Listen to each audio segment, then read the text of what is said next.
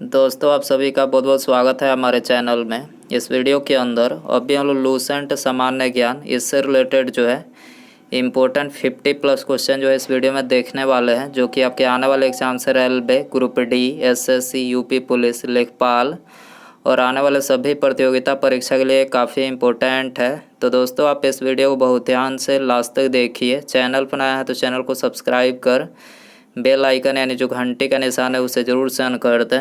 तो चलिए शुरू करते हैं। देखिए यहाँ पर हमारा पहला क्वेश्चन दिया क्या है। उत्तरी गोलार्ध में रहने वालों के लिए 21 जून वर्ष का सबसे लंबा दिन है। दक्षिणी गोलार्ध में रहने वालों के लिए वर्ष का सबसे लंबा दिन कौन सा है। तो देखिए इसमें दक्षिणी गोलार्ध में रहने वालों के लिए वर्ष का सबसे लंबा दिन बताना है। तो सबसे लंबा दिन है 22 दिसंबर। याद रखना है आपको, दक्षिणी गोलार्ध में रहने वालों के लिए वर्ष का सबसे लंबा दिन 22 दिसंबर है और उत्तरी गोलार्ध में रहने वालों के लिए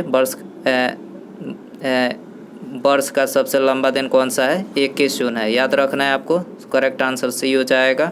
इसके अलावा 21 जून को उत्तरी गोलार्ध में 3 बड़ा और रात छोटी होती है, जिसे कर्क संक्रांति कहते हैं, तथा 21 जून को दक्षिणी गोलार्ध में वर्ष का सबसे छोटा दिन और रात लंबी होती है।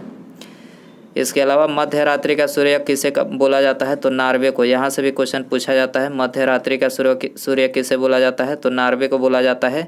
21 मार्च और 23 सितंबर को पूरे विश्व में दिन रात बराबर होते हैं। याद रखना है आपको, 21 मार्च और 23 सितंबर को पूरे विश्व में जो है दिन और रात जो है दोनों बराबर होते हैं।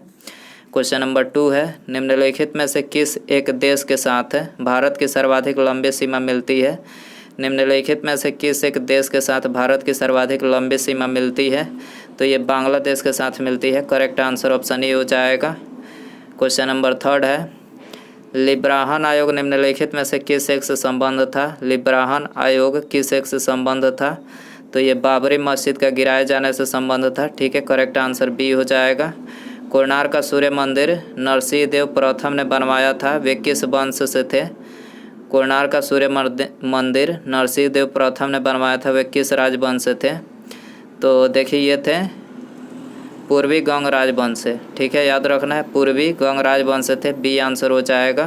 क्वेश्चन नंबर 5 है, निम्नलिखित में से कौन भारत का एक उच्चतम पर्वत शिखर है। निम्नलिखित में से कौन भारत का एक उच्चतम पर्वत शिखर है, तो करेक्ट आंसर सी हो जाएगा। गार्डविन ऑस्टिन जो है ये भारत का उच्चतम पर्वत शिखर है।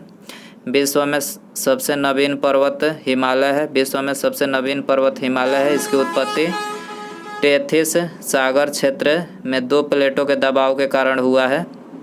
हिमालय की उत्पत्ति जो है टेथिस सागर क्षेत्र में 2 प्लेटों के दबाव के कारण हुआ है। विश्व की सबसे लंबी पर्वत श्रेणी एंडीज 7000 किलोमीटर, जिसका सबसे ऊंचा चोटी एकांक गुआ है। भारत की सबसे ऊंची चोटी केटू है, जिसकी ऊंचाई 8611 मीटर है। भारत में सबसे ऊंची चोटी कंचनजंगा है, जिसकी ऊंचाई 8586 मीटर है। निम्नलिखित में से कौन सा एक सुमेलित है, तो देखिए यहाँ पर एक तरफ देश और उनके मुद्राएं दी गई है, तो आपको बताना है इसमें कौन सुमेलित है। तो देखिए यहाँ पर तीसरा सुमेलित है कंबोडिया, इसकी मुद्रा रियाल है। भारत को श्रीलंका से कौन सा जल मार्ग पृथक करता है। भारत को श्रीलंका से कौन सा जल मार्ग पृथक करता है, तो पाक जल डमरू मध्य जो है पृथक करता है। बी आंसर हो जाएगा। निम्नलिखित में से कौन सा एक लौह एवं इस्पात संयंत्र ब्रिटिश सहयोग से स्थापित किया गया है।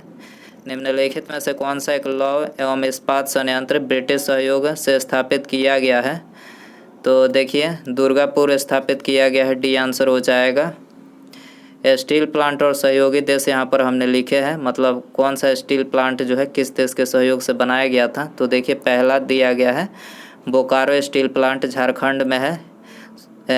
पूर्व सोवियत संघ के सहयोग से बनाया गया था। दूसरा भिलाई स्टील प्लांट छत्तीसगढ़ में है, ये भी पूर्व सोवियत संघ के सहयोग से बनाया गया था। तीसरा राउरकेला स्टील प्लांट उड़ीसा में है, पश्चिमी जर्मनी के सहयोग से बनाया गया था। चौथा दुर्गापुर स्टील प्लांट पश्चिम बंगाल में है, ब्रिटेन के सहयोग से ये बनाया गया था। याद रखना है। निम्नलिखित में से कौन सा एक भारत को उत्तरी और दक्षिणी भागों में बांटता है। निम्नलिखित में से कौन सा एक भारत को उत्तरी और दक्षिणी भागों में बांटता है, तो ये कर्क रेखा बांटता है। ठीक है, tropic of cancer. B answer हो जाएगा। इसके अलावा भारत के 8 राज्यों से कर्क रेखा गुजरती है। ये राज्य हैं गुजरात, राजस्थान, मध्य प्रदेश, छत्तीसगढ़, झारखंड, पश्चिम बंगाल, त्रिपुरा और मिजोरम। ये टोटल 8 राज्य हैं जिनसे कर्क रेखा होकर गुजरती है। मतलब कर्क रेखा जिन राज्यों से होकर गुजरती है टोटल 8 राज्य हैं। भारतीय मानक समय यानी IST रेखा 82.5 डिग्री पूर्वी देशांतर भारत के 5 राज्यों से होकर गुजरती है। ये राज्य हैं उत्तर प्रदेश, मध्य प्रदेश, छत्तीसगढ़, उड़ीसा और आंध्र प्रदेश। याद रखना है। निम्नलिखित में से कौन सा एक भारत का सबसे पुराना तेल शोधक संयंत्र है? भारत का सबसे पुराना तेल शोधक संयंत्र कौन सा है? डिगबोई है। डिगबोई तेल शोधक संयंत्र की स्थापना असम ऑयल कंपनी लिमिटेड द्वारा 1901 में किया गया। प्रमुख कारखाना और उनके स्थान यहाँ पर हमने लिखे हैं। डिगबोई तेल शोधक कारखाना कहाँ पर है? असम में है। मथुरा तेल शोधक कारखाना उत्तर प्रदेश में है। ट्राम्बे तेल शोधक कारखाना मुंबई में। बरौनी तेल शोधक कारखाना बिहार में। पानीपत तेल शोधक कारखाना हरियाणा में। पारादीप तेल शोधक कारखाना उड़ीसा में। निम्नलिखित में से किस मुगल सम्राट ने 16 या कुल की नीति लागू की? निम्नलिखित में से किस मुगल सम्राट ने 16 या कुल नीति लागू की? अकबर ने लागू किया था। ठीक है, करेक्ट आंसर सी हो जाएगा। दोस्तों, यदि आपको वीडियो पसंद आ रहा है तो प्लीज़ वीडियो को लाइक करें, अपने दोस्तों में शेयर करें और चैनल पर नया है तो चैनल को सब्सक्राइब करके बेल आइकन जरूर से ऑन करें। ठीक है, अगला क्वेश्चन देखते हैं। बिहार में ऑपरेशन धनवंतरी किस क्षेत्र में सुधार के लिए चलाया गया? बिहार में ऑपरेशन धनवंतरी किस क्षेत्र में सुधार के लिए चलाया गया? तो ये नकली औषधियों के व्यापार पर नियंत्रण हेतु चलाया गया। ठीक है, करेक्ट आंसर ये हो जाएगा। मलिक काफूर किसका जनरल था? मलिक काफूर किसका जनरल था? तो देखिए अलाउद्दीन खिलजी का जनरल था। ठीक है, आंसर हो जाएगा बी। निम्नलिखित में से कौन सा एक उत्तर भारतीय मंदिर स्थापत्य की विशेषता नहीं है? निम्नलिखित में से कौन सा एक उत्तर भारतीय मंदिर स्थापत्य की विशेषता नहीं है? तो ये गोपुरम नहीं है। ठीक है, करेक्ट आंसर सी हो जाएगा। होयसल की राजधानी निम्नलिखित में से कौन सी थी? होयसल की राजधानी कौन सी थी? द्वार समुद्र होयसल की राजधानी थी। भारतीय स्वतंत्रता संघर्ष के संदर्भ में निम्नलिखित में से किसे कांग्रेस का नरमदलीय नेता बताया जाता था? कांग्रेस का नरमदलीय नेता किसे बताया जाता था भारतीय स्वतंत्रता संघर्ष के संदर्भ में? तो ये बताया जाता था गोपाल कृष्ण गोखले को। ठीक है, करेक्ट आंसर ये हो जाएगा। भारत के स्वतंत्रता संघर्ष में निम्नलिखित में से कौन सा घटना सबसे पहले हुआ था? तो देखिए इसमें से सबसे पहले जो हुआ था वो कांग्रेस का गया अधिवेशन। याद रखना है, कांग्रेस का गया अधिवेशन ये सबसे पहले हुआ था। कब हुआ था? 1922 में हुआ था। ठीक है, उसके बाद साइमन कमीशन 1928 में, ऑप्शन ए में दिया गया है। साइमन कमीशन 1928 में हुआ था। गांधी इरविन समझौता उसके बाद हुआ था 1931 में, ऑप्शन डी में दिया गया है। उसके बाद कांग्रेस का त्रिपुरी अधिवेशन 1939 में हुआ था। ठीक है, मानव शरीर में नमक की मात्रा कितनी होती है? मानव शरीर में नमक की मात्रा कितनी होती है? 0.4% होती है। करेक्ट आंसर सी हो जाएगा। सबसे ज़्यादा प्रोटीन किसके दूध में होता है? सबसे ज़्यादा प्रोटीन किसके दूध में होता है? बकरी के दूध में होता है। बी आंसर हो जाएगा। आज़ाद हिंद फौज की महिला रेजिमेंट रानी झांसी रेजिमेंट किसके कमांड में थी? आज़ाद हिंद फौज की महिला रेजिमेंट रानी झांसी रेजिमेंट किसके कमांड में थी? तो देखिए लक्ष्मी सहगल के कमांड में थी। लक्ष्मी सहगल, डी आंसर हो जाएगा। सिंधु घाटी सभ्यता के निम्नलिखित में से किस एक स्थल पर प्राचीन गोडीवाड़ा डॉकयार्ड था? सिंधु घाटी सभ्यता के निम्नलिखित में से किस एक स्थल पर प्राचीन गोदीवाड़ा डॉकयार्ड था? तो लोथल में था। ठीक है, आंसर हो जाएगा बी। वल्लभाचार्य ने किस दार्शनिक विचारधारा की स्थापना की? वल्लभाचार्य ने किस दार्शनिक विचारधारा की स्थापना की? तो ये शुद्धाद्वैत की जो है स्थापना की। करेक्ट आंसर बी हो जाएगा। कारकोट वंश की स्थापना किसने की थी? कारकोट वंश की स्थापना किसने की थी? दुर्लभ वर्धन ने किया था। दुर्लभ वर्धन, बी आंसर हो जाएगा। दिल्ली सल्तनत के संदर्भ में सैयद वंश का संस्थापक कौन था? दिल्ली सल्तनत के संदर्भ में सैयद वंश का संस्थापक कौन था? खिज्र खां था। खिज्र खां आंसर हो जाएगा ये। निम्नलिखित में से कौन सा भारत के प्रथम विधि मंत्री थे? निम्नलिखित में से कौन भारत के प्रथम विधि मंत्री थे? तो डॉक्टर BR अम्बेडकर जो थे ये भारत के प्रथम विधि मंत्री थे। संघ और राज्यों के बीच वित्तीय आवंटन निम्नलिखित में से किस एक की सिफारिशों के आधार पर होता है?